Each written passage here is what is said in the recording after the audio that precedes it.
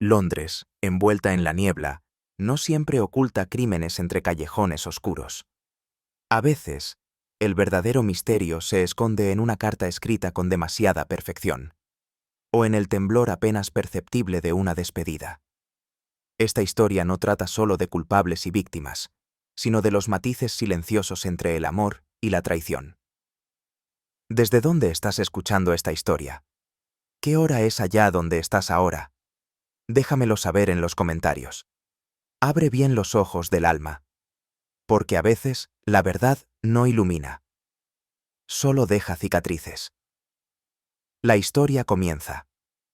Era una de esas tardes lentas de Londres, cuando el cielo parece más cercano a la tierra y los ruidos de la ciudad llegan amortiguados por la neblina. El reloj de la repisa marcaba las 5 pasadas y yo, sentado en mi sillón habitual, hojeaba un ejemplar atrasado del Strand Magazine sin verdadera concentración. Holmes no había pronunciado palabra desde el desayuno. Permanecía inmóvil frente al fuego, la mirada fija en un punto invisible del tapiz, con su pipa humeando a intervalos espaciados. Sabía que esos silencios suyos no eran vacíos, sino plenos, cuevas donde el pensamiento se recogía para trabajar con mayor intensidad. La atmósfera en Baker Street tenía algo de claustro. La bruma que asomaba por los cristales empañados parecía haber invadido también el interior, como si Londres entera contuviera la respiración. Yo había aprendido a respetar esos momentos de aparente quietud. A menudo, eran el preludio de una sacudida que rompería el equilibrio con una elegancia que solo Holmes podía imprimir al caos. El timbre sonó con una brusquedad casi impertinente, rompiendo el velo de aquella calma reflexiva. Holmes no se inmutó. Me levanté, algo agradecido por la excusa para moverme, y tomé el sobre que la señora Hudson me tendía con expresión inquisitiva. Era de un tono marfil ligeramente dorado, doblado con una precisión casi ritual. No llevaba matasellos ni dirección. Un perfume tenue, floral pero indefinible, se desprendía de él como un susurro deliberado. Lo extendí hacia Holmes, quien lo tomó con un gesto lento, como si acariciara una pista ya conocida. Interesante, murmuró, apenas separando los labios. Observó el sobre durante unos segundos, antes de romper con elegancia el pliegue superior. La carta contenida en su interior parecía breve, escrita a mano con trazo firme y femenino. No había firma. Nada más que palabras medidas, y una dirección clara. Estación de St. Pancras, esta noche andén principal. Observe. No intervenga. Holmes se incorporó con una lentitud que solo yo habría identificado como excitación contenida. La carta, si tal podía llamarse a aquella nota tan austera, contenía apenas 5 líneas. No ofrecía contexto ni apelación, solo una cita, una advertencia y una promesa críptica. Una verdad cruzará fronteras. Mire con atención. No se deje ver. ¿Qué le parece? Pregunté, tratando de mantener una neutralidad que no sentía. Holmes no respondió de inmediato. Se había dirigido al escritorio, donde colocó la hoja bajo la luz más clara y extrajo su lupa habitual. Observó no solo la escritura, sino el tipo de papel, las fibras, el pliegue. Olfateó discretamente una esquina. Sin firma, sin marcas postales, ni una gota de cera, dijo finalmente. Pero no es anónima. Ninguna inteligencia oculta se molesta en parecer completamente invisible. Lo verdaderamente anónimo no busca ser hallado. La precisión de su juicio, como tantas veces, me provocó una mezcla de admiración y ligera incomodidad. Aquella nota parecía haber cruzado no solo una ciudad, sino un muro invisible entre mundos. Un mensaje sin remitente que, sin embargo, tenía destinatario inequívoco: él. Holmes colocó la carta sobre un papel secante y, con un pequeño raspador de marfil, extrajo una muestra de la tinta aún imperceptiblemente húmeda en los bordes. Luego encendió una vela y sostuvo la hoja cerca, no tanto para leer como para revelarle secretos. La tinta es francesa, comercial, pero refinada. El papel, en cambio, es suizo, manufactura de Glaris, muy valorado por ciertos círculos diplomáticos del continente. Me senté junto a él, siguiendo el proceso con interés. Había algo casi quirúrgico en la manera en que Holmes diseccionaba una evidencia tan sutil. ¿Y el perfume?, pregunté, recordando el aroma que me había sorprendido al abrir el sobre. Rosa de Bulgaria, mezclada con heliotropo. No es un perfume personal. Diría que fue rociado deliberadamente sobre el papel, quizá para confundir o marcar. Observó el reverso del sobre una vez más. Esta nota fue preparada con tiempo y con conocimiento, pero no para seducirme, sino para señalarme algo que solo puedo ver si observo, no si actúo. Luego levantó la mirada hacia mí y sus ojos, aún en sombra, tenían un brillo que solo aparece cuando el juego, como él lo llama, acaba de comenzar. Holmes recitó en voz baja aquella frase, como quien saca una piedra del río y la examina contra la luz. Una verdad cruzará fronteras. ¿Qué fronteras?, aventuré.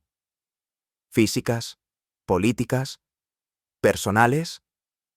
Él sonrió apenas. Todas, probablemente, pero hay algo más importante. El uso del singular. Una verdad. No una pista, no un hecho. Algo más abstracto, más peligroso. Se dirigió a la ventana y abrió apenas la cortina, como si esperara ver ya las consecuencias de aquella nota desplegándose sobre la ciudad. ¿Cree que se trata de un asunto internacional? Lo que cruzan las fronteras sin ser vistos no son armas, Watson. Sus secretos. Palabras, ideas, nombres. ¿Y por qué pedirle que no intervenga? Porque el observador es más útil que el actor cuando se busca trazar una línea invisible entre dos actos de una obra aún no escrita. Su forma de expresarse en esos momentos me desconcertaba tanto como me fascinaba. En vez de claridad, sembraba imágenes, como si guiara mi mente por un sendero de sombras.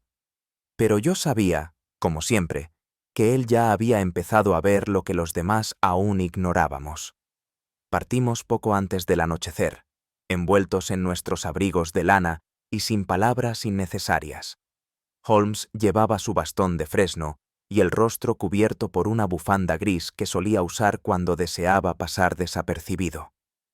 Yo, por mi parte, me sentía inquieto, como si la estación que íbamos a visitar ya nos esperara, no solo con trenes, sino con algo que viajaba más deprisa que ellos. Saint Pancras se alzaba como un templo de hierro y piedra, y su vestíbulo vibraba con murmullos, pasos apresurados y el silbido lejano de locomotoras. Holmes se detuvo brevemente para observar el panel de llegadas. Luego me hizo un gesto sutil y comenzamos a caminar hacia el andén indicado. No hable, no anote nada, murmuró. Solo mire. Nos situamos cerca de una columna, desde donde podíamos ver sin ser vistos. Los viajeros descendían en oleadas. Comerciantes, militares, damas envueltas en velos, niños medio dormidos. Y, entre ellos, una figura que pareció, por un instante, mirar directamente hacia nosotros. No dije nada. Holmes tampoco. Pero en aquel silencio denso, supe que el primer movimiento del juego ya se había producido. La estación de Saint. Pancras nos recibió con el aliento húmedo de las calderas y un murmullo denso que parecía brotar del mismísimo hierro. Era la hora en que los trenes internacionales tocaban suelo inglés, cargados no solo de equipajes y acentos, sino de historias suspendidas entre fronteras. Nos detuvimos junto a una columna de piedra ennegrecida, desde donde podíamos ver sin ser notados. El andén estaba cubierto de una niebla espesa mezclada con vapor, que se elevaba como un velo escénico antes del primer acto. Holmes, con las manos cruzadas tras la espalda y los ojos entrecerrados, parecía más una estatua que un hombre. Yo, en cambio, sentía el corazón algo agitado, como si la carta recibida hubiera implantado una tensión invisible que ahora se desplegaba con el silbido agudo del tren que se aproximaba. El expreso de Moscú entró lento, jadeante, anunciándose con chirridos metálicos. Y aunque los rostros aún eran sombras tras los cristales, tuve la certeza, intuitiva, casi física, de que lo que íbamos a presenciar no sería simple tránsito, sino revelación encubierta. Los pasajeros comenzaron a descender con la cadencia propia de quienes cruzan más que millas. Comerciantes con abrigos pesados, mujeres envueltas en velos oscuros, un diplomático somnoliento que discutía con su ayuda de cámara, niños abrazando muñecas gastadas. Cada uno parecía llevar encima no solo su equipaje, sino una capa de intención cuidadosamente contenida. Holmes los observaba con el rigor de un biólogo frente a su microscopio. No apartaba la vista de los detalles. La forma de sujetar una maleta, el tiempo que alguien tardaba en mirar a su alrededor, la manera en que evitaban, o buscaban, el contacto visual. ¿Lo ve, Watson?, murmuró, sin dejar de mirar al frente. No se trata de identificar lo evidente, sino lo que no encaja. Yo asentí, aunque no estaba del todo seguro de lo que buscábamos. El lenguaje del movimiento, del nerviosismo mal disimulado, siempre había sido terreno de Holmes, no mío. Pero incluso yo percibí, en ciertos gestos, una tensión acumulada, como si algo o alguien hubiera descendido del tren con un destino ajeno al suyo. Fue una figura fugaz, pero no menos nítida. Una joven rubia, de estatura media y movimientos casi felinos, descendió del segundo vagón con una maleta pequeña en una mano y la otra envuelta en el pliegue de su abrigo largo. No vestía con ostentación, pero tampoco con torpeza. Su elegancia era sobria, deliberada. Y, sin embargo, lo que capturó mi atención, y, noté, también la de Holmes, fue otra cosa: su manera de detenerse apenas un segundo al tocar el suelo de Londres.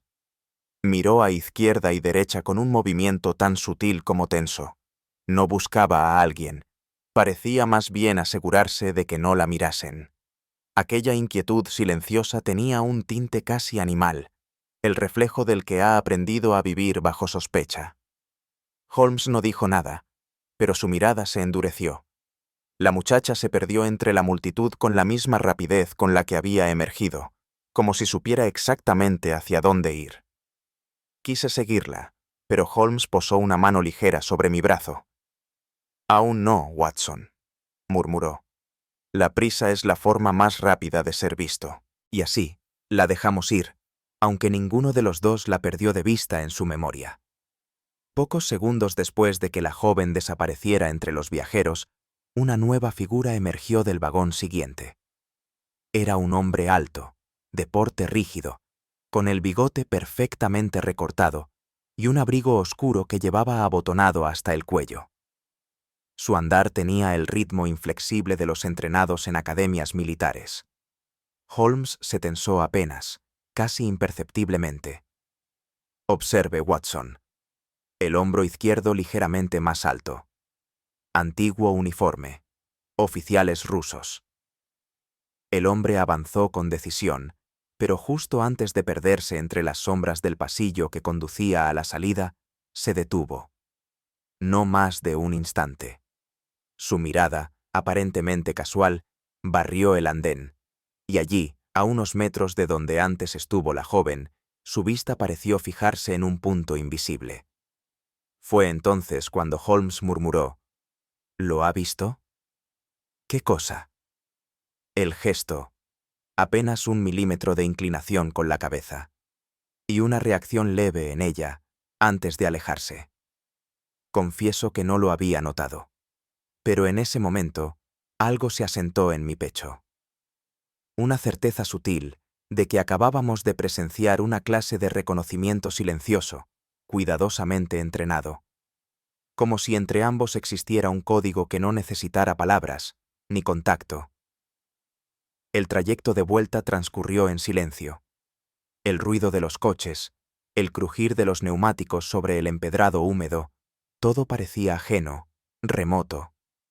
Holmes se mantuvo en su habitual postura de introspección, los brazos cruzados, la cabeza ligeramente inclinada, los ojos en algún punto que solo él podía ver. Al llegar a Baker Street, subimos sin decir palabra. Yo encendí la lámpara y me senté junto al fuego, esperando quizás que mi compañero hablara primero. Pero él permaneció de pie, aún con el abrigo puesto, como si su cuerpo no hubiera terminado de regresar del andén. ¿Qué opina, Holmes?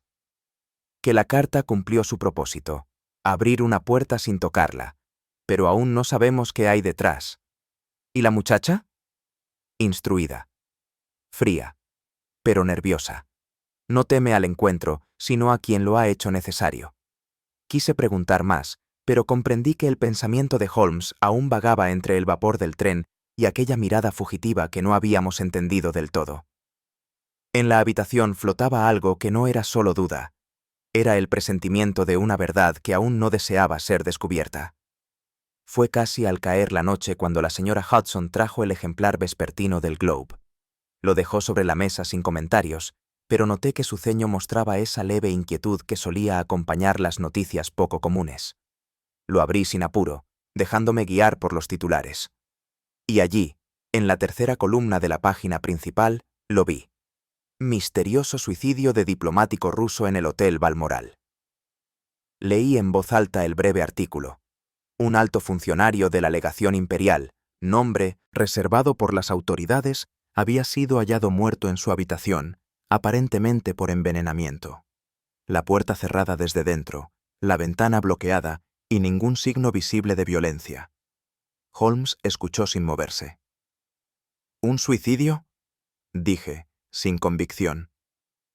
Tal vez. Pero me inquieta la sincronía. ¿Cree que hay relación? Él no respondió, pero su silencio hablaba por sí solo. Como si, de pronto, la muerte de un hombre a pocas calles de donde habíamos estado tuviera menos de casualidad que de advertencia. Me costó conciliar el sueño aquella noche. Las imágenes del tren, la joven desaparecida, la mirada del oficial y la noticia de la muerte súbita giraban como piezas sueltas de un rompecabezas sin borde. Al día siguiente, Holmes ya estaba despierto cuando bajé. Estaba ante la ventana, mirando hacia la calle húmeda. ¿Sabe qué me inquieta, Watson? ¿Qué cosa? La posibilidad de que todo lo observado ayer no haya sido una cadena, sino una ilusión de conexión. ¿Cree que son hechos aislados? No necesariamente, pero si lo son, han sido calculados para parecer lo contrario. Me acerqué al escritorio, donde aún reposaba la carta perfumada. ¿Y si el diplomático muerto era el destinatario del mensaje? ¿O el obstáculo para que llegara a su destino? Me quedé pensativo, siguiendo con la mirada la letra del mensaje una vez más. Quizá no vemos el hilo porque no está roto, sino porque ha sido tejido con la intención de permanecer invisible. Holmes asintió con gravedad. Y los hilos invisibles, Watson, suelen ser los que más rápido nos envuelven el cuello. La niebla matinal nos envolvía con ese espesor particular que solo Londres sabe fabricar. No era simple condensación, sino una presencia. Caminamos sin prisa, con los cuellos levantados y los pensamientos aún en la estación del día anterior. El Hotel Balmoral se alzaba discreto en una calle lateral, con una fachada sobria y un portero que evitaba el contacto visual más allá de lo estrictamente necesario. Holmes me había indicado que fuésemos sin anunciar nuestra presencia formal. Nos identificamos simplemente como visitantes interesados en un huésped fallecido, insinuando lazos personales sin confirmarlos. El recepcionista, un hombre menudo y de escasa expresión, nos condujo al tercer piso con pasos que parecían querer borrar su propio eco. El pasillo estaba en silencio, con las luces de gas apenas encendidas. Una doncella retiraba discretamente un cubo de limpieza y evitó mirarnos al pasar. Nos detuvimos ante la puerta de la habitación 307. Holmes no dijo nada aún. No era necesario. Ambos sabíamos que cruzar aquel umbral era, de algún modo, cruzar el punto de retorno del caso. El recepcionista, con un susurro casi inaudible, explicó que la puerta fue hallada cerrada con llave desde dentro al momento de descubrir el cuerpo. Nadie respondió a los llamados iniciales. Un mozo, advertido por el silencio persistente, solicitó una copia de la llave. Al abrir, encontraron al diplomático caído junto al tocador, aún vestido con su traje de cena. Holmes le pidió que detallara la escena original sin adornos, y lo escuchó con los ojos semicerrados, como si pesara cada palabra por su densidad específica. ¿La ventana?, preguntó con tono neutro. Cerrada. Desde dentro también, respondió el hombre. La cerradura estaba intacta. Holmes asintió muy levemente. No mostró sorpresa, solo la concentración del relojero que empieza a contar los engranajes en juego. Yo, por mi parte, sentí esa familiar punzada en la espalda, la contradicción entre el aislamiento físico y la brutal realidad de una muerte deliberada. Algo, o alguien, había pasado por allí, sin dejar puerta abierta. No bien cruzamos el umbral de la habitación, Holmes se detuvo en seco y respiró con suma lentitud. Yo seguí su ejemplo, aunque no capté nada más que el habitual olor a muebles barnizados, cortinas viejas y papel de fumar. ¿Lo nota?, preguntó él sin mirarme. Negué con la cabeza. Hay un fondo, apenas perceptible. Almendras, pero no dulces. Sus palabras me helaron por dentro. El amargor de las almendras amargas es el umbral del ácido prúsico, el veneno más rápido y silencioso que he conocido. Recordé entonces que el informe preliminar del forense no había mencionado heridas ni sustancias visibles. Holmes avanzó hacia el tocador, sin tocar nada aún, observando más con el olfato que con los ojos. La huella de la muerte no siempre se deja ver, murmuró. A veces, basta con que flote. Ese aire denso, que para mí era simplemente viciado, se convirtió de pronto en un espacio cargado de algo más profundo. Una voluntad oscura, una intención ya ejecutada y que aún no había abandonado del todo la habitación. Holmes se aproximó a la ventana sin pronunciar palabra. El cerrojo estaba en su sitio y no mostraba signos de forzamiento. Todo indicaba que nadie podría haber entrado o salido por allí, y sin embargo, él no se conformó. La verdadera entrada, Watson, no siempre es la física, murmuró. Examinó el marco con la lupa que llevaba consigo, pasando lentamente la lente por los bordes de la madera. De pronto, se detuvo. Aquí. Me incliné a su lado, en el borde inferior del marco, justo donde el ojo humano no miraría de manera natural. Distinguía una leve hendidura, no mayor que la que podría dejar el hilo de un alfiler. Un alambre fino, muy fino, lo bastante para deslizar un objeto o para asegurar algo desde el exterior. Esta marca fue hecha con intención y con conocimiento. ¿Una trampa? Holmes no respondió directamente. Seguía observando el lugar como si buscara oír algo que había ocurrido horas antes. Y en su rostro vi ese matiz de respeto que solo aparecía cuando reconocía en el crimen la firma de alguien tan meticuloso como él. Fue al bajar nuevamente al vestíbulo cuando Holmes, con un gesto seco, pidió hablar con la recepcionista que estaba de turno la noche anterior. Una joven de rostro pálido, con manos nerviosas, se presentó al instante. No era mayor de 20 años. ¿Observó algo inusual?, preguntó Holmes con amabilidad forzada. ¿Alguien que no pareciera un huésped habitual? La muchacha vaciló apenas, pero luego asintió. Vi a una mujer, dijo. Iba vestida de negro. Llevaba un sombrero bajo, no le vi bien el rostro. Estaba en el pasillo del tercer piso, cerca de la 307. ¿A qué hora? Cerca de las 9. Pensé que esperaba a alguien. No hablaba con nadie. Solo estaba allí. ¿La volvió a ver? No, señor. Se desvaneció, como un gato. Cuando regresé con las llaves, ya no estaba. Holmes no volvió a hacer preguntas. Solo inclinó la cabeza brevemente. Pero yo supe, por el leve endurecimiento de su expresión, que esa presencia, inexplicable, fantasmal, acababa de incrustarse en el corazón mismo del caso. Antes de abandonar el hotel, Holmes solicitó acceso una vez más a la habitación. Esta vez, se dirigió directamente al pomo de la puerta, como si algo lo hubiera inquietado desde el principio. Allí, colgando con una delicadeza que rozaba lo teatral, reposaba un pequeño pañuelo negro, doblado con una precisión casi ceremoniosa. No estaba allí cuando habíamos entrado por primera vez. Lo recordaba con claridad.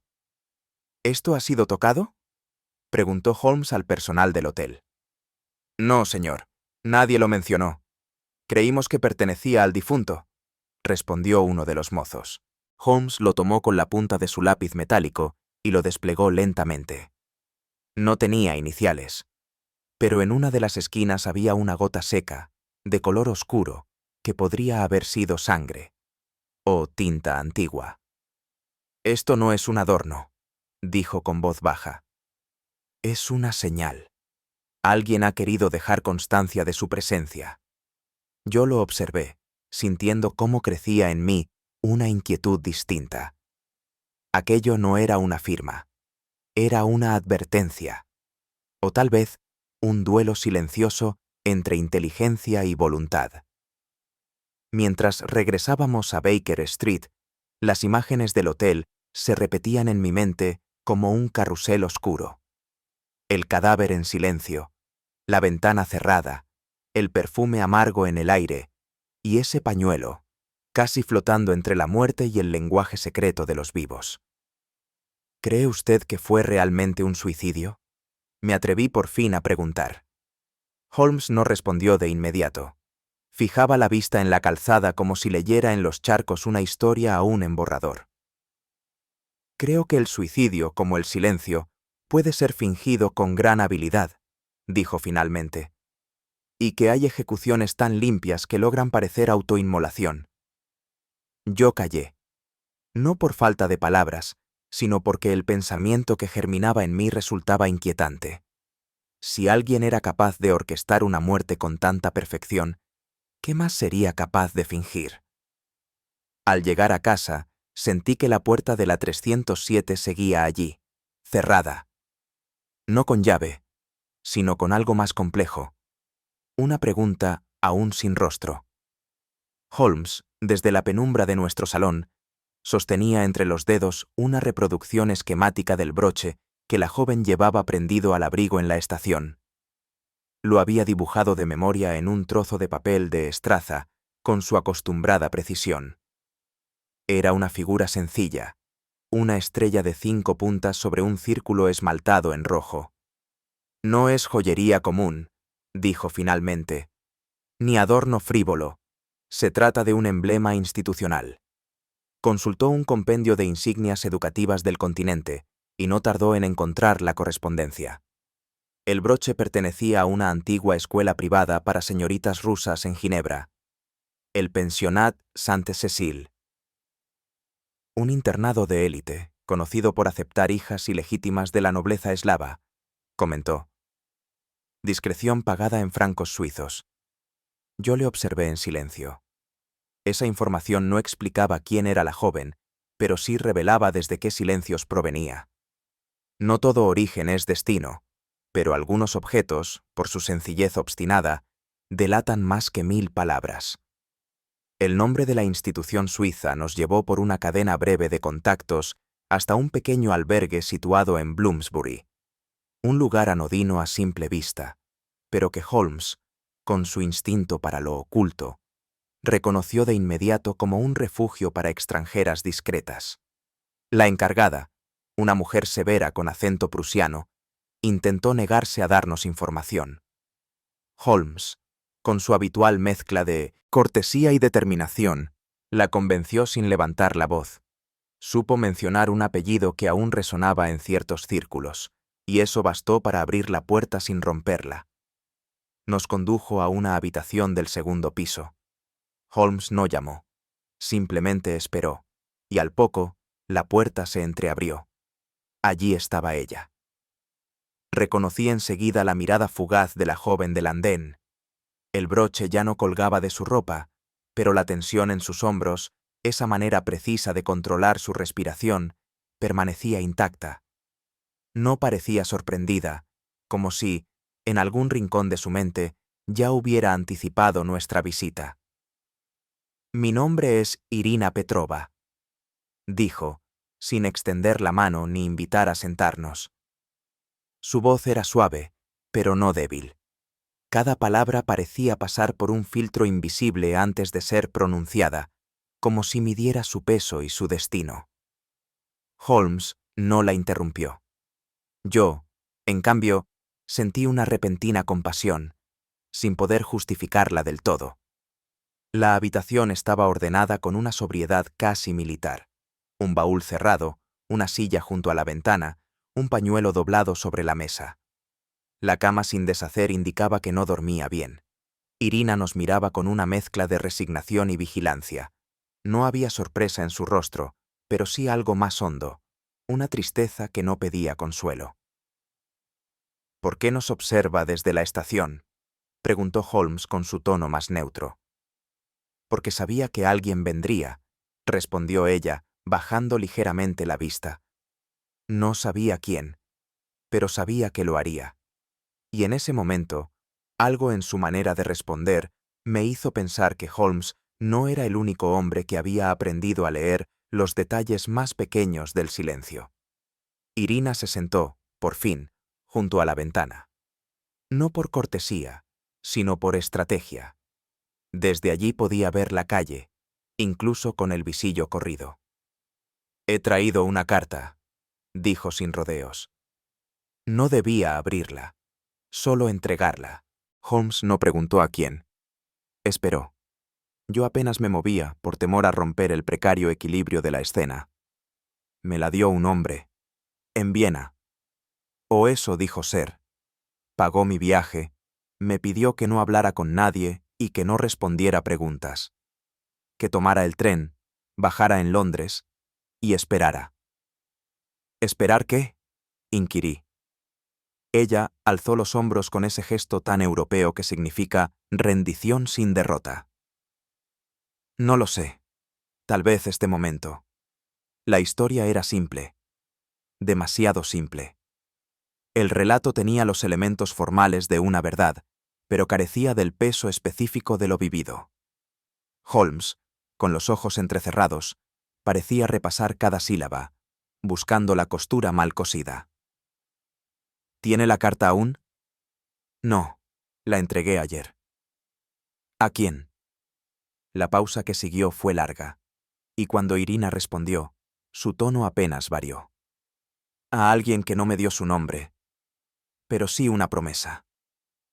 Durante un instante que pareció más largo de lo que duró, el aire de la habitación se tornó espeso. Fue entonces cuando Holmes se inclinó, no hacia ella, sino hacia el alféizar, como si buscara distraerse con el murmullo lejano de los carros. ¿Tiene familia en Londres, señorita Petrova? Ella tardó en responder. No, no aquí. Mi madre murió hace años, y él... titubeó. Él no vive en ninguna parte fija. ¿Quién es él? Un hombre que me dio su apellido sin querer darme su nombre. Había en su voz una herida antigua, contenida por disciplina. Yo percibí no solo dolor, sino miedo. Miedo sutil, de ese que no paraliza, pero vigila. ¿Le teme? Ella no respondió directamente, pero bajó la mirada hacia sus propias manos, como si recordara el peso de un objeto que ya no llevaba consigo. Me enseñó a sobrevivir, dijo al fin, no a confiar. Holmes la observaba con más atención de la que parecía. Yo sabía, por experiencia, que él ya no escuchaba sus palabras, sino el ritmo detrás de ellas, y que aquel padre, real o simbólico, se acababa de convertir en figura clave. Al salir del albergue, el aire de Londres nos pareció más húmedo de lo habitual, como si la conversación hubiera dejado un rastro que aún nos envolvía. Caminamos en silencio hasta llegar a la esquina. Entonces Holmes se detuvo. «¿Qué le ha parecido?», preguntó sin mirar atrás. «Sincera», dije, casi sin pensar. «Dolida». Él asintió, pero sin convicción. Y sin embargo, hay algo aprendido en su manera de dosificar la información, como quien ha ensayado una versión muchas veces. ¿Cree que miente? Creo que dice la verdad, pero no toda. Su juicio no era desdeñoso, más bien parecía debatirse entre dos corrientes opuestas, la deducción fría y una intuición más humana que raramente permitía aflorar.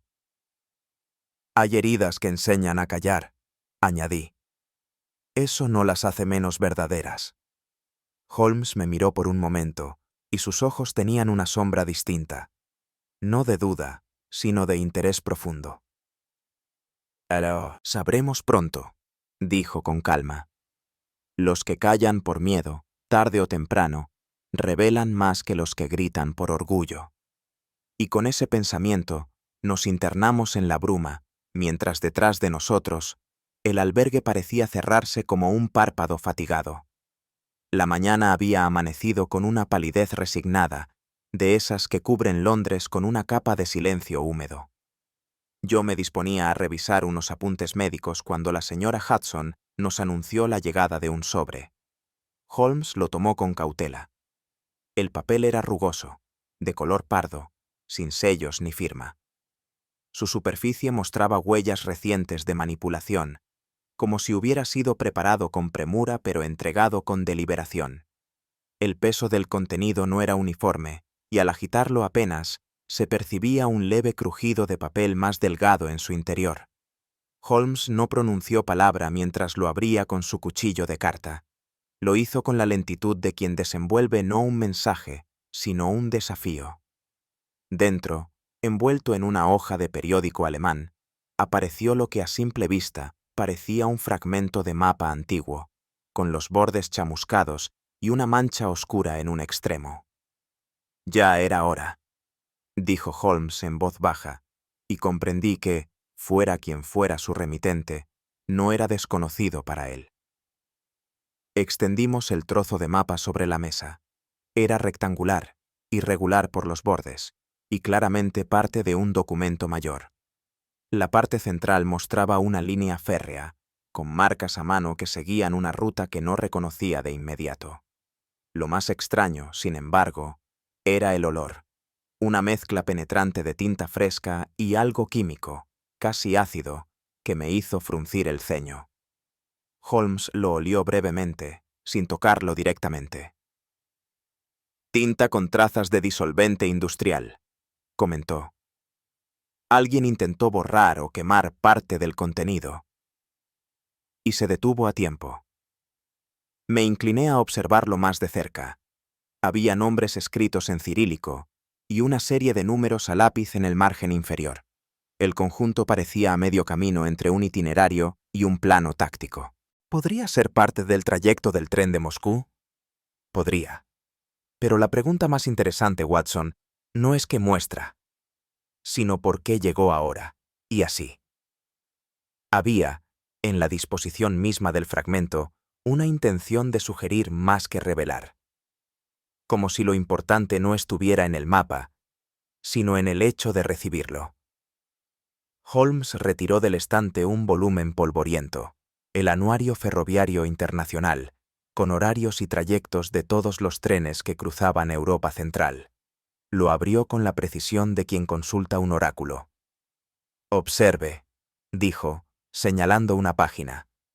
«Esta es la ruta oficial del tren de Moscú, línea directa por Minsk, Varsovia, Berlín, Bruselas y luego a Londres». Comparó el mapa con el fragmento que acabábamos de recibir. La diferencia no era evidente al principio, pero después de trazar los puntos con lápiz, apareció un desvío mínimo, apenas unas decenas de kilómetros. Sin embargo, ese desvío pasaba por una localidad sin estación oficial, Olszany, en Bohemia. «No figura en los registros», dije, extrañado. Porque no debería existir, contestó Holmes. Pero si esta ruta fue realmente tomada, implica una modificación del trayecto aprobada con muy pocas horas de antelación, o ninguna.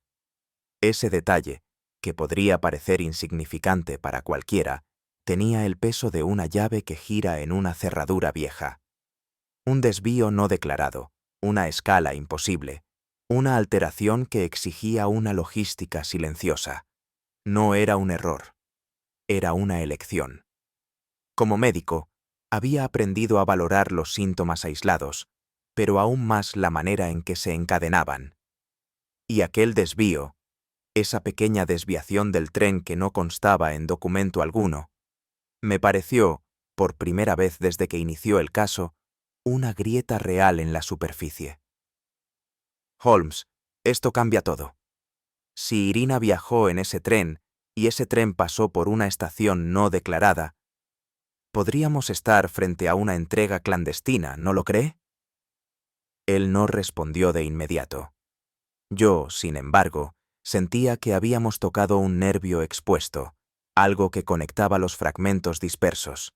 La carta, la muerte del diplomático, el pañuelo oscuro. Todo parecía girar, de pronto, alrededor de ese punto inexistente en el mapa. Me incliné de nuevo sobre el papel, buscando rastros de otras marcas, otras rutas que podrían haber sido manipuladas. El mapa se me presentaba como una promesa, de avance, de revelación, de sentido. Holmes, en cambio, mantenía una expresión imperturbable, como si el hallazgo no lo convenciera del todo, como si, más que iluminar, aquella pista le generara sospecha. Demasiado exacto, demasiado conveniente, murmuró Holmes finalmente, sin apartar la mirada del fragmento. ¿Conveniente para quién?, pregunté. Para nosotros, Watson. O más bien, para alguien que desea que lo creamos así. Había en su tono una reserva prudente, no de desconfianza total, sino de cálculo. Observó el mapa con renovada atención, como si no buscara información, sino intención. No le resulta extraño, prosiguió, que justo cuando nuestra investigación se estanca, recibamos un mapa quemado, con una ruta exacta, sin firma, pero con datos precisos. Me crucé de brazos, ligeramente a la defensiva. ¿Sugiere que es una trampa? Digo que no todos los que nos ayudan desean nuestra victoria. Algunos prefieren vernos avanzar en la dirección equivocada. Comprendí entonces que, para Holmes, toda pista debía ser doblemente examinada, una vez por lo que mostraba y otra por lo que pretendía ocultar. Y aquel fragmento, con su mezcla de verdad y artificio, tenía el olor de lo plantado con maestría. El crimen más sutil, decía Holmes, no es el que deja huellas, sino el que entrega pruebas limpias demasiado pronto. Holmes volvió a enrollar el mapa y lo guardó sin más comentarios en su escritorio, junto a objetos que aguardaban sentencia. Una carta sin firma, un broche con pasado suizo, un pañuelo que aún olía a miedo. Este fragmento no busca esclarecer, dijo con voz grave. Busca saturar, añadir una capa más de niebla. ¿Y si hay algo verdadero en él? Seguro que lo hay. Toda buena falsificación incluye un porcentaje exacto de autenticidad. Apreté los labios. Recordé la mirada de Irina, sus silencios, su relato meticuloso. ¿Y si no era la única usada para transportar algo? ¿Y si el mensaje real no estaba en sus palabras, sino en las manos que la empujaban desde las sombras? Debemos volver al punto de inicio, añadió Holmes, mientras abría su cuaderno de notas. No donde apareció la pista, sino donde alguien decidió que debíamos verla.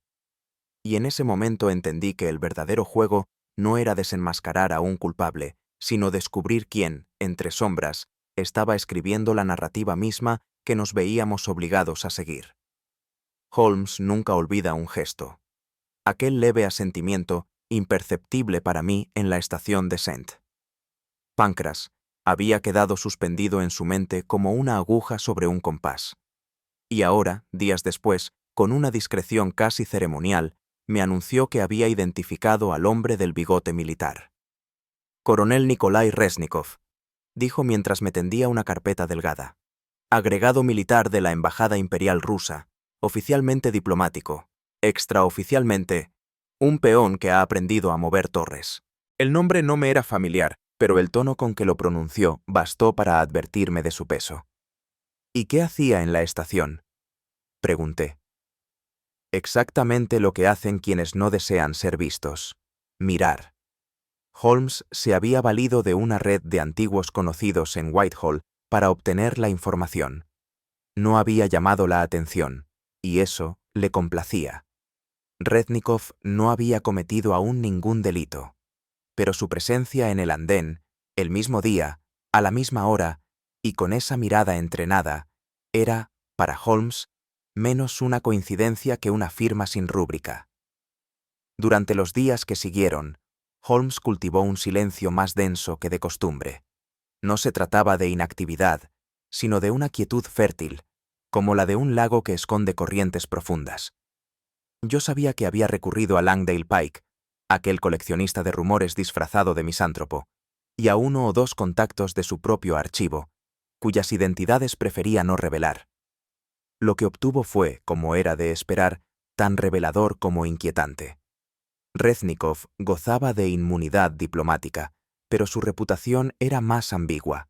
Inteligente, reservado, amante de los relojes de bolsillo y de las bibliotecas silenciosas. Había sido destinado antes en Viena y Bucarest, donde su nombre apareció vinculado, discretamente, a dos desapariciones nunca resueltas. Es un hombre que entiende de secretos, me dijo Holmes. Y lo que es más peligroso, sabe esconderlos dentro de verdades oficiales. No hizo falta añadir más. Un diplomático con vocación de espectro. Un oficial que sabía leer los movimientos de un andén como un ajedrecista lee el tablero. Todo en Reznikov sugería que no estaba allí por casualidad, sino porque ya había jugado su parte antes de que llegáramos.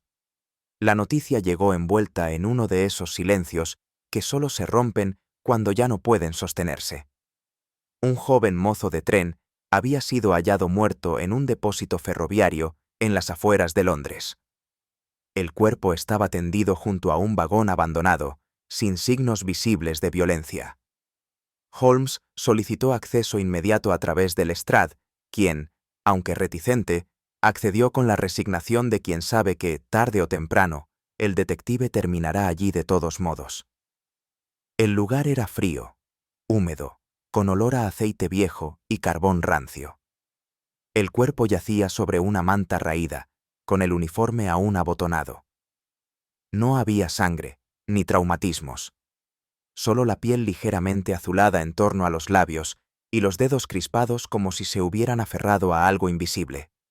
Holmes se agachó sin decir palabra. Examinó los bordes del cuello, los ojos, el interior de las muñecas. Veneno, dictaminó con su tono clínico.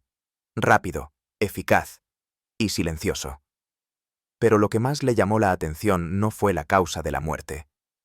Fue la expresión del rostro. Una mezcla de sorpresa y obediencia, como si el muchacho hubiera muerto sin saber del todo por qué. Holmes apartó con cuidado los párpados del joven y retrocedió levemente. Curioso, murmuró. Sobre cada ojo descansaba una moneda, no inglesa.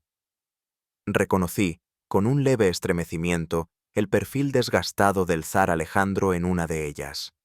Rublos antiguos, pulidos por el tiempo. Un ritual, susurré. Un mensaje, corrigió Holmes. No para el muerto, sino para quien lo encuentre. Las monedas no estaban allí por piedad ni por superstición. Eran un símbolo cuidadosamente elegido, un sello extranjero sobre los ojos de un testigo que ya no vería. ¿Una advertencia? ¿Un acto de propiedad? Holmes no necesitó más. Guardó los rublos en un sobre, sin quitarles su carácter simbólico. Quien deja un sello en los párpados quiere que alguien lo interprete, y solo se molesta en hacerlo, si sabe que será entendido. Yo sentí un escalofrío leve, no por el cuerpo en sí, sino por el teatro silencioso que lo rodeaba. La muerte aquí no era final. Era un acto en una representación cuidadosamente escrita por manos invisibles. Mientras los agentes retiraban el cuerpo, Holmes solicitó examinar sus pertenencias. La billetera no contenía más que unas monedas inglesas y un billete doblado. El reloj de bolsillo seguía funcionando, pero fue en el interior de su chaqueta donde apareció lo que nos dejó sin aliento. Un sobre doblado en 4, sin firma, con una caligrafía que reconocí al instante. Holmes lo desdobló y lo comparó con el mensaje que había recibido días antes en Baker Street. Las frases eran idénticas, las mismas palabras, el mismo tono. Una verdad cruzará fronteras. Mire con atención. No se deje ver. Una copia exacta, dije, incrédulo. No, respondió Holmes con lentitud. Un duplicado. El mismo mensaje, multiplicado. El descubrimiento no era una casualidad. Era una estrategia. Alguien había repartido versiones de la misma carta, como quien reparte instrucciones selladas en manos diferentes. Pero, ¿por qué a un mozo de tren? ¿Era el destinatario real o simplemente el siguiente en una cadena?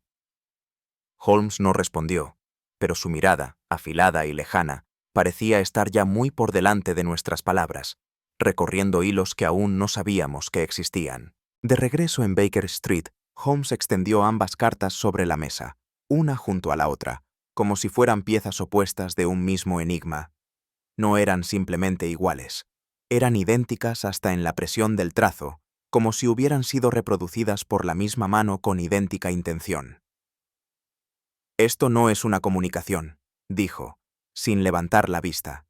Es una puesta en escena. Me miró entonces, y en sus ojos había una intensidad poco frecuente. ¿Lo ve, Watson? Alguien ha tomado nuestro método y lo ha vuelto contra nosotros. La idea me desconcertó. ¿Una trampa? ¿Una red de pistas plantadas no para conducirnos a una verdad, sino para atraparnos en una lógica prefabricada? Quien escribió estas cartas sabía que las seguiríamos, pero no para descubrir algo, para que dejáramos de mirar en otra dirección. Me sentí invadido por una extraña incomodidad. Todo cuanto creíamos haber observado, la estación, la joven, el mapa, podía haber sido parte de un gran relato diseñado para distraer. Y sin embargo, lo más inquietante no era la posibilidad de haber sido engañados, sino el saber que, en ese mismo momento, seguíamos interpretando un papel que no habíamos elegido. Esa noche, mientras Holmes permanecía absorto en sus anotaciones, yo me senté junto al fuego con una taza de té intacta entre las manos. Pensaba en el mozo muerto, en las monedas rusas sobre sus párpados, en la copia exacta de aquella carta que en su día me pareció un secreto íntimo y singular. Habíamos entrado en un territorio donde los motivos ya no eran personales ni emocionales. Eran geopolíticos, fríos y calculados. Un terreno donde la verdad y la mentira podían convivir en la misma frase, y donde una vida humana, como la del mozo, valía menos que la tinta de un pasaporte diplomático. Me pregunté cuántos como Reznikov caminaban por Londres cada día, con inmunidad legal y conciencia flexible. Cuántos silencios se compraban con favores, cuántas muertes se disimulaban con burocracia. Hay guerras que no estallan, Watson, me dijo Holmes sin girarse. Solo se arrastran, como niebla venenosa entre embajadas y tratados. En ese momento comprendí que estábamos lidiando con algo más que un crimen. Un conflicto encubierto donde las fronteras no se trazaban en los mapas, sino en los ojos de quienes decidían no mirar. Y yo, que había pensado que este caso empezaba con una carta misteriosa, comprendía ahora que su verdadero origen quizá estaba en un pacto firmado con silencio, mucho antes de que nosotros llegáramos. Holmes partió aquella mañana sin decir palabra, su gabán gris deslizándose como una sombra entre la bruma de Baker Street. Rechazó mi ofrecimiento de acompañarle con un gesto seco, el mismo que solía usar cuando sabía que lo que buscaba no podía permitirse el lujo de una mirada compasiva. No era por desconfianza hacia mí, sino por la necesidad de que su juicio se mantuviera inalterable. Emociones, Watson, dijo al tomar su sombrero, son las notas que desafinan la lógica. Me dejó solo con mis conjeturas y una taza de té que se enfriaba lentamente. Desde la ventana vi su silueta perderse entre los carruajes, como si se dirigiera no a una cita, sino a un duelo. Irina esperaba al otro lado. Una mujer que, para mí, seguía siendo una víctima de circunstancias desconocidas. Para Holmes, tal vez solo era una pieza más que debía colocarse en su lugar, aun si eso significaba quebrarla. Me pregunté, con cierta inquietud, si ese tipo de justicia requería siempre caminar solo. Al regresar, Holmes no trajo consigo más que una hoja de papel doblada, sellada con cera y envuelta en el mismo silencio que le había acompañado a la ida. Dijo no haberla leído, comentó, depositándola sobre la mesa como quien deja una prueba incompleta. Sus manos, sin embargo, temblaban de más. Me narró el encuentro con la precisión de un relojero. Irina lo había recibido con un gesto entre el miedo y el anhelo, su voz quebrada por momentos, su mirada bajando siempre antes de encontrarse con la suya. Le entregó la carta con una especie de reverencia culpable, asegurando que no conocía su contenido. El temblor, Watson, no era el del descubrimiento, sino el del cálculo, dijo Holmes. No toda fragilidad es sincera. Yo le escuché sin interrumpir, con ese desconcierto que nace cuando la apariencia y la intención se alejan como rieles que nunca se tocan. La carta, escrita en un francés elegante pero algo desfasado, comenzaba con una confesión que pesaba como plomo sobre el escritorio. Nikolai Reznikov, funcionario de la embajada rusa, era el padre biológico de Irina. No se trataba de una suposición ni de una sospecha. El propio Reznikov la había escrito años atrás, anticipando que sus decisiones pasadas regresarían con consecuencias. Explicaba cómo, durante una misión en París, se había involucrado con una joven artista que murió al dar a luz. El escándalo habría sido intolerable para su posición política, por lo que el niño, o niña, como supimos ahora, fue entregado a un círculo de beneficencia afín al consulado. La carta añadía que, en los últimos meses, había recibido amenazas veladas, advertencias disfrazadas de cortesía diplomática. El pasado no se borra con tinta invisible, citó Holmes. Este hombre sabía que la paternidad no era su único secreto. Yo sentí una punzada inesperada al imaginar a Irina leyendo esas líneas por primera vez, descubriendo que el hombre al que temía era, también, aquel de quien provenía su existencia. Lloró, sí, dijo Holmes, pero no por lo que había leído. Su voz no contenía burla ni crueldad, solo una certeza que me incomodaba. Según su relato, Irina rompió a sollozar tras las primeras frases, cubriéndose el rostro con ambas manos. Sus lágrimas corrían como ríos sin cauce, demasiado abundantes, demasiado oportunas. Fue una representación eficiente, aunque innecesaria, añadió. El cuerpo llora cuando el alma está rebasada, no cuando lo dicta la conveniencia. Yo deseaba creer en la sinceridad de aquella joven. Sus ojos, tal como Holmes los describió, parecían realmente asustados. Pero comprendía también que el miedo no siempre nace de la inocencia. Holmes me observó en silencio un instante, como si midiera mi resistencia a abandonar la piedad. Una mente aguda no niega la emoción, Watson, solo la examina, concluyó. Fue solo al examinar la carta con una lupa bajo la lámpara de aceite que Holmes se detuvo con un leve gesto de satisfacción amarga. Como sospechaba, murmuró. El sello ha sido rehecho. En apariencia, la cera roja mostraba el emblema ruso con su habitual precisión. El águila bicéfala, las espadas cruzadas, el círculo con letras cirílicas. Pero al inclinar el sobre bajo la luz, una línea de brillo anómala delataba un segundo vertido. Alguien había abierto el contenido, leído su interior, y luego vuelto a sellarla con extrema destreza. El ángulo de presión es distinto. Esta impresión no fue hecha por la misma mano, ni con la misma intención. Holmes no explicó cómo había llegado a tal conclusión, y yo no lo pregunté. Lo vi inclinarse sobre la cera como si leyera un idioma que yo ignoraba, y supe que la carta era ya una evidencia, no una confesión. Alguien quiso que llegara a nosotros en este estado exacto, y eso, Watson, es más preocupante que su contenido. Una vez retirada la cera rehecha, Holmes descubrió, adherido aún a los restos del sello anterior, una mancha seca, de un rojo opaco. La examinó bajo el microscopio portátil con que solía analizar sedimentos y cabellos. No es tinta, dijo, tras un largo silencio. Y no es simple cera coloreada. No pronunció la palabra, pero yo la intuí de inmediato. Sangre. Alguien había impregnado el símbolo del poder con la esencia misma de la vida, o de la muerte. Un emblema puede hablar más que una carta entera, comentó. Este escudo lleva la heráldica de un linaje, pero también la de una traición.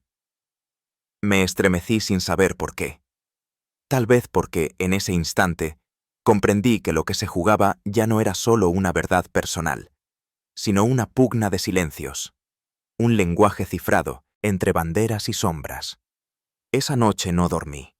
Escuchaba a Holmes moverse en el piso de arriba, con pasos que no buscaban pistas sino reposo imposible. Yo, en cambio, permanecí frente a la chimenea, observando el parpadeo del fuego, como si en sus formas pudiera encontrar una certeza. Pensé en Irina. En su temblor genuino o fingido, en su historia a medias, en la carta que pudo haber sido consuelo y fue otra herida. ¿Era una víctima manipulada o una actriz consumada? No podía afirmarlo, y eso me dolía más que cualquier veredicto. Holmes, con su lógica inflexible, había trazado una línea. Yo caminaba sobre ella, temiendo caer de ambos lados. La compasión y la razón, en ocasiones, son como dos trenes en dirección opuesta, y yo estaba en la vía, entre ambos. Fue tras una tarde entera sumido en el silencio que Holmes, sin levantar la mirada de una carpeta desordenada, musitó. Mayfair. Club El Espejo Helado. El nombre cambia, pero el patrón no. Yo no comprendí de inmediato, pero al cabo de unos minutos, él me explicó. Ciertos telegramas cifrados hallados en el archivo diplomático apuntaban a encuentros fuera de los canales oficiales, siempre en el mismo rincón elegante de Londres, siempre bajo nombres que no correspondían a los libros de registro. Holmes sospechaba de una fachada discreta para algo mucho más inquietante. Las máscaras no se sostienen sin bastidores, comentó secamente.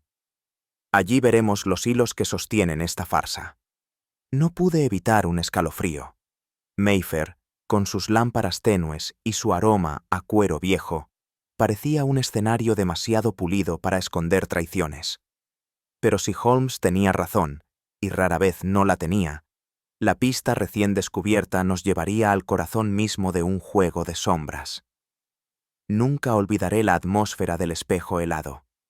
Entramos como quien pisa una iglesia profanada, con respeto, pero con desconfianza. La iluminación era deliberadamente escasa, diseñada más para ocultar que para revelar. Los espejos, sin marco y de superficie irregular, distorsionaban los rostros hasta volverlos casi grotescos, como si reflejaran no el cuerpo sino la intención.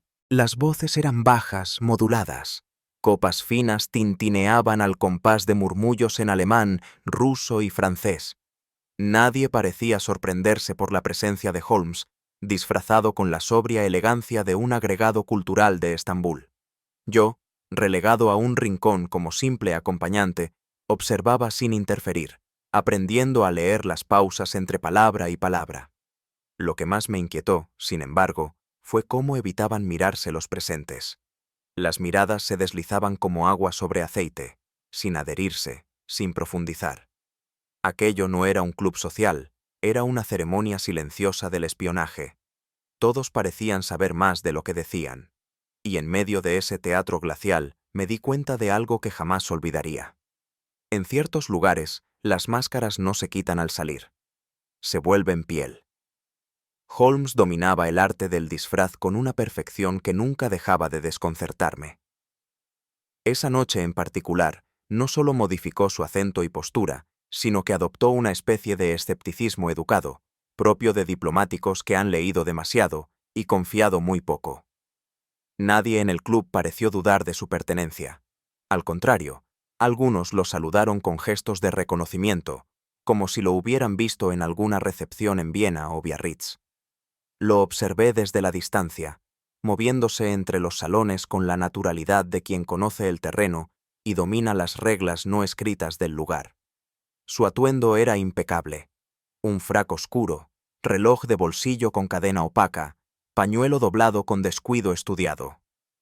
El peligro estaba en cada esquina, pero él avanzaba como quien se desliza sobre hielo, sin miedo a la caída. No pude evitar preguntarme si, entre tantas identidades adoptadas, Holmes aún conservaba la suya. O si, en esos momentos de representación total, se acercaba más a la verdad de sí mismo que en cualquier otro. Fue en una de las pequeñas salas privadas, separadas del salón principal por una cortina tupida, donde Holmes se detuvo más tiempo del que parecía prudente. Había calibrado cada ángulo, cada eco del lugar, como un violinista conoce su instrumento. Desde la posición elegida, escuchó sin ser oído. Lo que oyó, me contó después, fue una conversación cuya existencia misma negaría cualquier embajada. Reznikov, con voz tensa, confesaba a un interlocutor británico que el diplomático recientemente suicidado, así lo dijeron los periódicos, había sido, en realidad, responsable de una muerte accidental durante un intercambio clandestino. El escándalo, de salir a la luz, habría implicado a 3 gobiernos y arruinado más de una carrera diplomática. No fue un asesinato deliberado, decía Reznikov, pero el resultado fue el mismo. No quedaba más opción que silenciarlo. Holmes, fiel a su naturaleza, no juzgó de inmediato, pero me dijo algo que se me quedó grabado. A veces, Watson, los crímenes más graves no se cometen con la mano, sino con la necesidad. El nombre de Irina surgió al final de aquella conversación, no como protagonista, sino como herramienta. Reznikov la mencionó con frialdad, calificándola de pieza de ajedrez bien colocada. Fue entonces cuando Holmes comprendió el verdadero papel de la joven en aquel tablero de intereses cruzados. Nunca supo, me dijo. O al menos eso aparenta con una perfección inquietante. Las deducciones de Holmes eran, como siempre, resultado de una lógica rigurosa. Las rutas de correo diplomático no coincidían con las fechas en que Irina había salido de Londres, pero sí con momentos clave de filtración. Las maletas revisadas, los nombres encriptados, las firmas disimuladas, todo señalaba a un uso deliberado de su inocencia. Había transportado información, sin saberlo o sin querer saberlo. Lo segundo era más difícil de probar. Aquella revelación me desorientó. No sabía si sentir pena por Irina o preguntarme hasta qué punto una persona puede ignorar el peso real de lo que lleva en las manos. Fue en Baker Street donde Holmes ejecutó su jugada final con la precisión de un ajedrecista. Había enviado a Irina una maleta idéntica a la suya, mismo forro, mismas marcas, pero con un doble fondo más fácil de inspeccionar. Al recibirla de regreso, examinó la original con detenimiento, y allí, oculto en una costura tan fina que solo sus dedos podrían haberla detectado, apareció lo que buscaba. Un microfilm sellado entre capas de lino. No dijo nada al principio. Solo me tendió el fragmento, envuelto en un pañuelo blanco. Léalo si desea, Watson, pero sepa que este rollo ha cruzado fronteras, cambiando manos, vidas y lealtades. No es papel, es pólvora. Yo no lo leí. Me bastó con ver la mirada de Holmes, una mezcla de triunfo y fatiga. Había resuelto el enigma, sí, pero también había constatado algo más sombrío. La verdad puede ser hallada, y aún así, dejar el alma en silencio. En el vestíbulo del espejo helado, mientras aguardábamos la salida de un contacto que jamás apareció, mis ojos se toparon con un espejo roto. La grieta atravesaba la superficie de arriba abajo, dividiendo cada reflejo en dos versiones de sí mismo. Me vi fragmentado, irreconciliable. Como Irina, pensé en ella, en sus ojos suplicantes, en su temblor genuino. ¿Había sido víctima o cómplice? ¿Acaso ambas cosas a la vez? Holmes había dicho: las emociones no son prueba, Watson, ni a favor ni en contra. Recordé entonces que los rostros humanos no se revelan nunca por completo. Uno ve lo que el otro permite, lo que la situación exige, lo que uno mismo necesita creer. Irina había sido utilizada, sí, pero también había ocultado. No confesó el contenido de la carta. No preguntó por la maleta. Y sobre todo, no pareció sorprendida cuando Holmes le reveló que había un espía muerto por su causa. Aquel espejo roto me enseñó una verdad incómoda. Ver solo una parte del rostro no basta. Y en el juego del espionaje, hasta las lágrimas pueden tener doble fondo. Holmes permaneció de pie junto a la ventana, observando el perfil apagado de la ciudad bajo una llovizna pertinaz.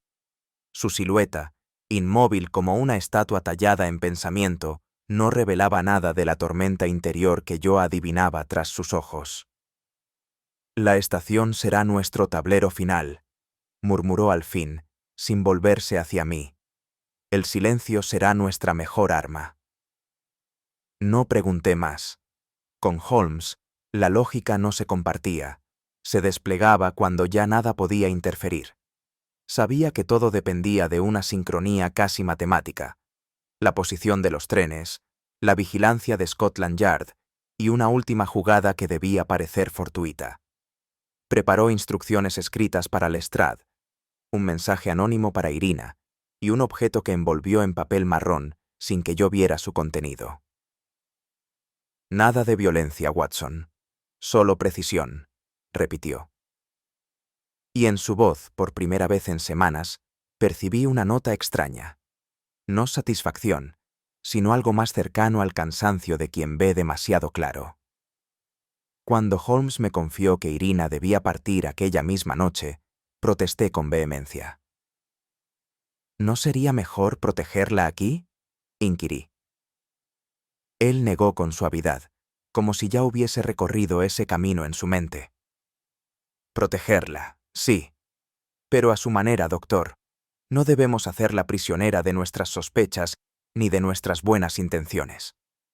La encontramos en una habitación austera de un hotel de Bloomsbury, donde el silencio pesaba más que los muebles. Holmes, con una voz contenida, le explicó que su papel había concluido, que ya no corría peligro. Le ofreció un billete y un destino en la Europa neutral, lejos de Londres, de las embajadas y del veneno de los secretos. ¿Eso es todo?, preguntó ella, con una media sonrisa amarga. Holmes sostuvo su mirada sin responder. Yo sentí que, en ese gesto, se le ofrecía algo más que seguridad. Se le concedía la oportunidad de comenzar otra vida, limpia de sombras. Pero también comprendí que ella no estaba segura de merecerla. La estación de Paddington estaba sumida en esa agitación controlada que precede a los grandes viajes. Anuncios entrecortados, pasos apresurados, el silbido lejano de una locomotora. Nos situamos cerca del andén, Holmes y yo, invisibles entre los abrigos oscuros y los paraguas aún húmedos. Irina, con un bolso discreto y la mirada baja, aguardaba a pocos metros del vagón que la llevaría lejos de nosotros. Entonces lo vimos. Reznikov emergió del flujo humano como una sombra corpórea, empujado por una urgencia visible. Su rostro, endurecido por el control, estaba ahora marcado por una ansiedad apenas disimulada. Caminaba con paso decidido, pero sin violencia, como quien sabe que cada segundo cuenta. No por ella, murmuró Holmes, por lo que lleva con ella. Yo entendí, en ese instante, que no era el afecto lo que lo arrastraba hacia Irina, sino el miedo a lo que pudiera abandonar Londres en ese tren. La imagen del hombre poderoso y frío se deshacía ante nuestros ojos, dejando ver a alguien acorralado, dispuesto a cruzar la línea de lo diplomáticamente admisible. El momento fue tan preciso que parecía coreografiado por la maquinaria de la estación misma. Mientras el reloj marcaba la hora de partida y el silbato del jefe de andén rasgaba el aire, dos agentes vestidos de civil interceptaron al coronel Reznikov. No hubo forcejeo, tampoco gritos, solo una pausa en su andar, un parpadeo fugaz y una frase murmurada con dientes apretados que Holmes captó, aunque yo no pude oírla. Los policías lo rodearon con una dignidad casi ceremonial, como si se tratara de una recepción diplomática en miniatura. Irina, que había girado al escuchar pasos acelerados tras ella, presenció la escena con los ojos muy abiertos, pero no pronunció palabra. El tren comenzó a avanzar lentamente. Holmes me indicó con un gesto que no interviniera. Reznikov comprendió, demasiado tarde, que su intento por frenar lo inevitable se había desvanecido sin siquiera una nota de escándalo. El silencio con que fue apartado era, paradójicamente, su sentencia más implacable. Mientras la figura de Reznikov se perdía escoltada por los hombres de Scotland Yard, volví mi atención a Irina. Seguía de pie, inmóvil, como si el suelo se hubiera retirado bajo sus pies sin previo aviso. No lloraba, tampoco hablaba, pero sus rasgos, tan cuidadosamente compuestos hasta entonces, mostraban ahora una grieta imposible de disimular. Vi en ella la súbita comprensión de todo aquello que había sido manipulado, sus gestos, sus desplazamientos, incluso sus emociones. Holmes se acercó, sin tocarla. «Ya no necesita mirar atrás», dijo con voz baja, casi inaudible. Irina apenas asintió. Pero no era un asentimiento de alivio. Era el de quien acepta que la verdad no redime, sino que deja cicatrices que duelen más que las mentiras. En sus ojos no vi rencor. Vi algo más complejo, una mezcla de incredulidad, pérdida y una leve vergüenza por no haber sospechado antes, y entendí que no todas las traiciones provienen del enemigo. A veces, provienen de quienes uno quiso proteger. El tren se puso en marcha con ese jadeo metálico que siempre me pareció la respiración de una bestia domesticada. Irina subió al último vagón sin volver la vista atrás.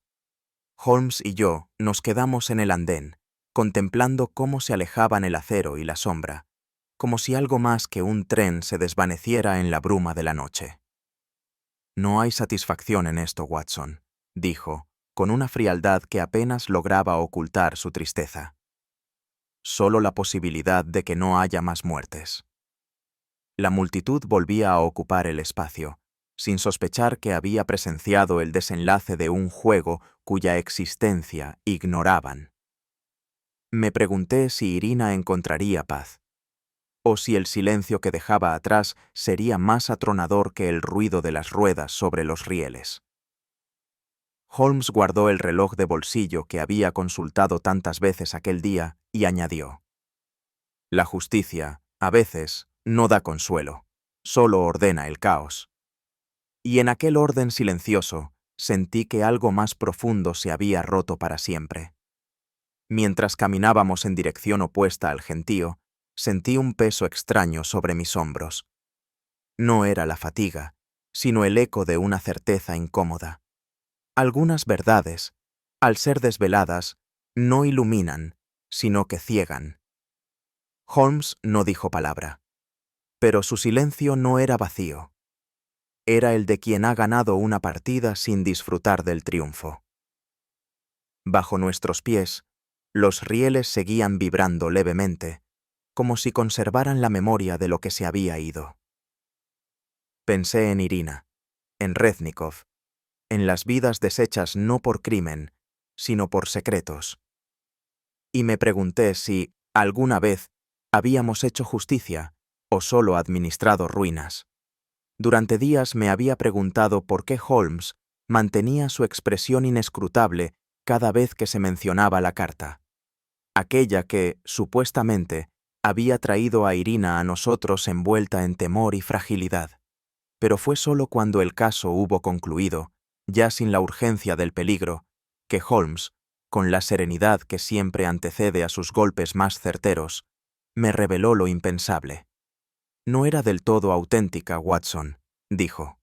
Me volví hacia él, confundido. ¿La carta? 2 palabras, sutilmente modificadas, lo suficiente para redibujar su papel de testigo en víctima. No lo dijo con dureza, ni con reproche. Era una constatación. La original hablaba de observaciones preocupantes. La copia, de amenazas directas. ¿Y por qué no lo mencionaste antes? Porque necesitaba que creyéramos en ella. Hasta cierto punto. Aquella revelación, tan simple en forma, trastocaba no solo la historia que habíamos seguido, sino también el retrato emocional que habíamos trazado de Irina. Comprendí entonces que, incluso en las verdades parciales, se esconden mecanismos de defensa más humanos que perversos. Confieso que me sentí sacudido, no por la astucia de Holmes, que ya no me sorprendía, sino por su decisión de guardar silencio. Sabías que manipuló la carta y aún así la protegiste.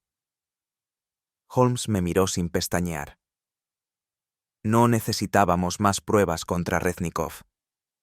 Pero sí necesitábamos saber hasta dónde llegaría ella por su supervivencia. No supe si me hablaba como detective o como hombre.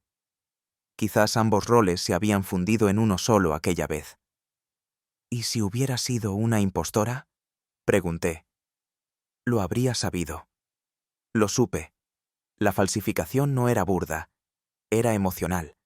No buscaba convencernos, solo justificar lo que sentía.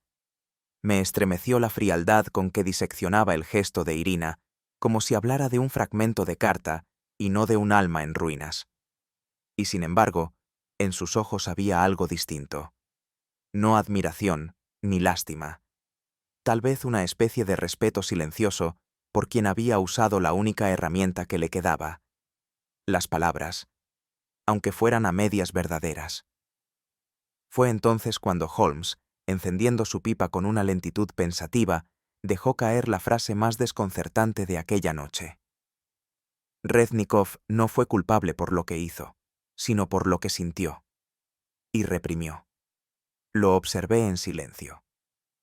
Amaba a Irina, a su modo, pero nunca quiso amarla, porque amarla implicaba aceptarla como algo más que una pieza del tablero. Comprendí de inmediato a qué se refería. El coronel había cometido errores estratégicos, sin duda, pero su mayor traición no fue a la diplomacia, sino a sí mismo. ¿Y cómo se castiga eso?, pregunté, casi en un susurro. No hace falta. Ya lo hizo la vida por él. Reznikov, el hombre intocable, había sido arrastrado no por secretos de Estado, sino por el abismo de un afecto que jamás se permitió pronunciar. La verdad, al final, lo alcanzó. No con grilletes, sino con la forma de una hija que ya no lo necesitaba para escapar. Esa noche, en el salón de Baker Street, no se escuchaba más que el leve crujido del fuego. Holmes y yo nos quedamos sentados largo rato, cada uno con sus pensamientos, sin buscar consuelo, ni palabras. ¿Crees que ella sabía que lo amaba?, me atreví a decir, sin apartar la vista del fuego. Holmes no respondió de inmediato. Tal vez lo intuyó, pero nunca lo oyó, y hay silencios que duelen más que los gritos. Asentí en silencio. Nos hallábamos frente a una verdad que no exigía deducción, sino aceptación. Habíamos vencido, sí, pero ¿a qué costo? Holmes se levantó y fue hasta la ventana. La niebla de Londres cubría las farolas como un sudario de gas tenue. La justicia es puntual, Watson, pero no siempre es justa. Sus palabras, dichas sin énfasis, quedaron suspendidas en el aire como humo de tabaco. Y yo, que tantas veces lo había seguido sin dudar, sentí por primera vez que ni siquiera él podía volver completamente ileso de ciertos laberintos humanos.